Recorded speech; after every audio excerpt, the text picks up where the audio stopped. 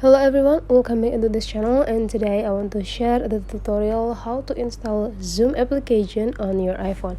So first thing we're gonna do is go into the App Store, and after that please take a look on this bottom feature here and click search. And now you just need to type Zoom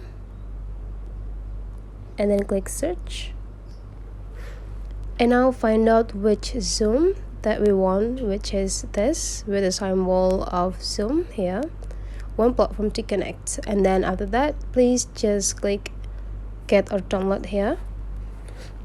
Hold on until there is a confirm sections, and now we just need to click download, and now you just need to wait until it's fully installed on our phone.